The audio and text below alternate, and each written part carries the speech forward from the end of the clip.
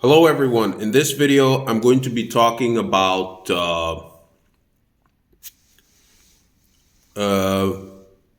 how to do God's will or the will of the goddess. Okay, the male aspect of God and also the female aspect of God. Whoever does the will of Mother Nature does the will of God and the goddess. It's that simple. In Hinduism, and listen, in Hinduism, there's many gods because existence has many things, and there is a god and goddess for each thing. Okay? So this must be clearly understood that everything is alive. Look, nothing is dead. There's life everywhere.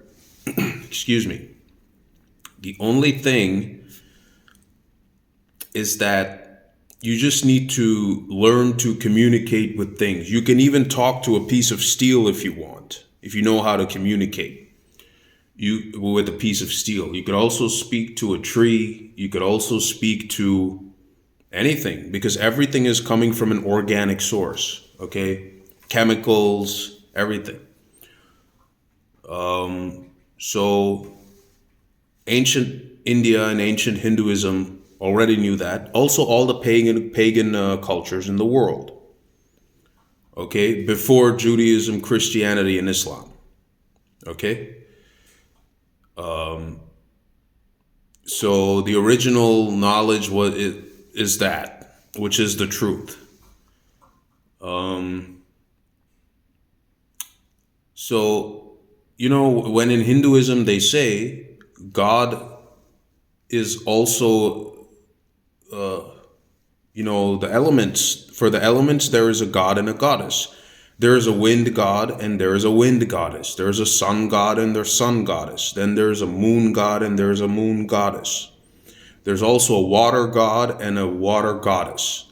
And many different types of gods and goddesses. Because there's many different types of water, many different stars and suns in the sky and moons in, various places. So there's a deity for everything, male and female, okay? There's no shortage of what you want to worship, okay? Now, if you don't want to have a deity, you can just be a secular atheist. Nature does not have a problem with that. But at the same time, just because you're a secular atheist doesn't mean you're above nature. You still have to breathe air, right? Which is natural. You still have to eat food that comes from the earth, right? You still have to do something, you know? So you're still under nature's mercy. Yeah, look, nature doesn't care if who you worship or whatever, but so yeah, you have the freedom to not believe in God and all that, or the goddess or whatever. That's fine. No one cares. But just to know that you're still under nature's authority, you know? And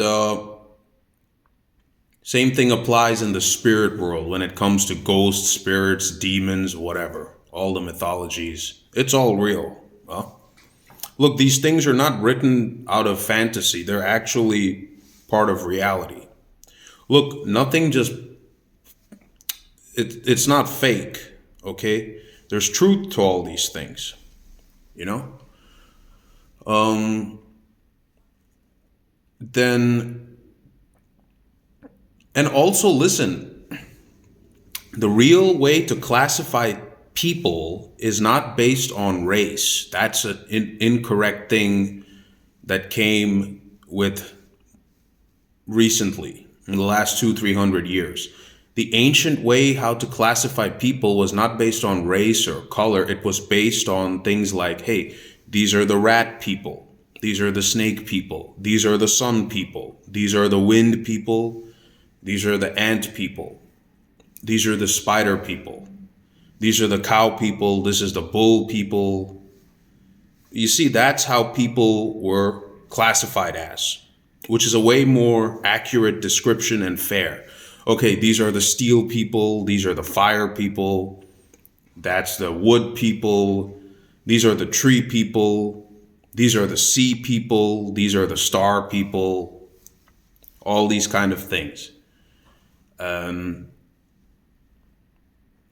So, look, even if you look at names of certain places, look, in Holland, there's a place called Zeeland.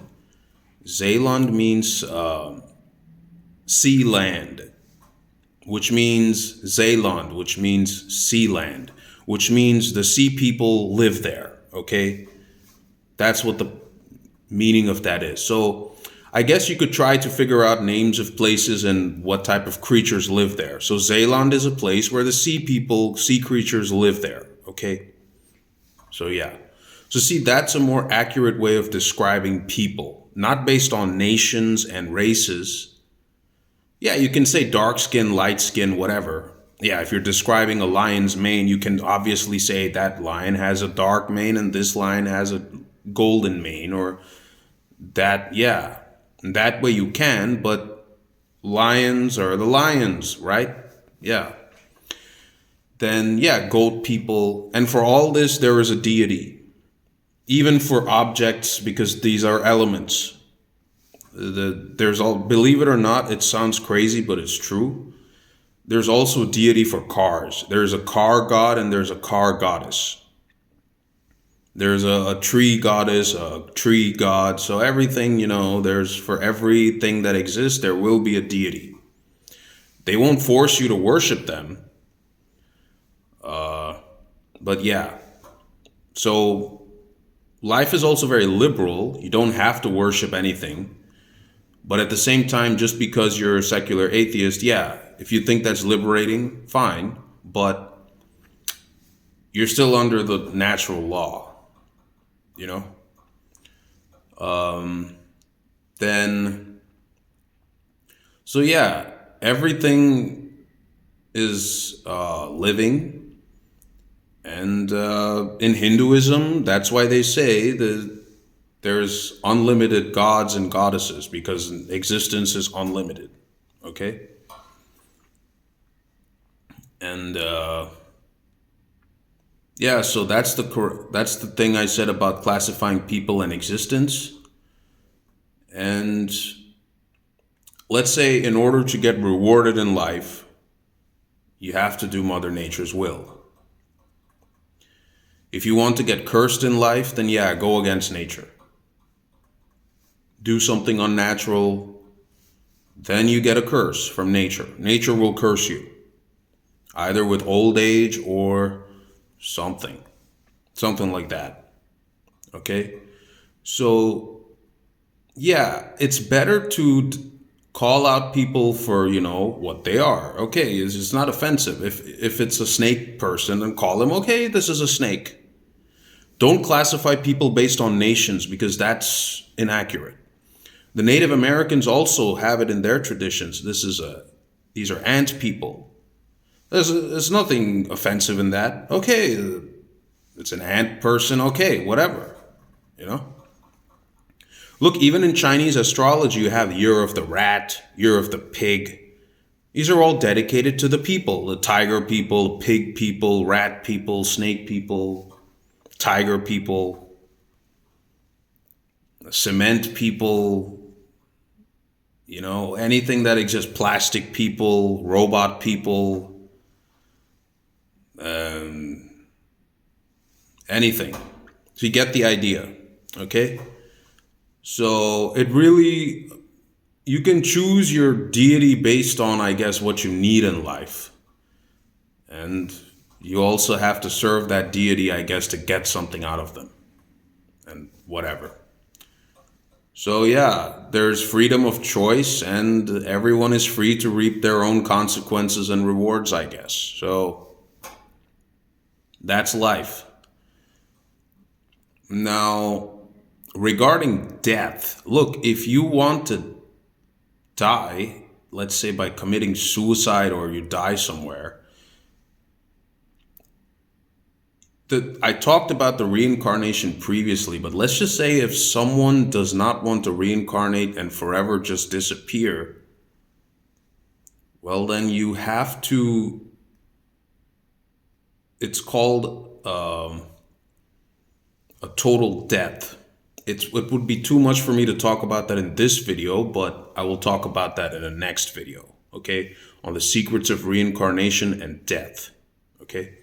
So that's all I have in this video. You can check out some links in the description box below, and I'll see people later.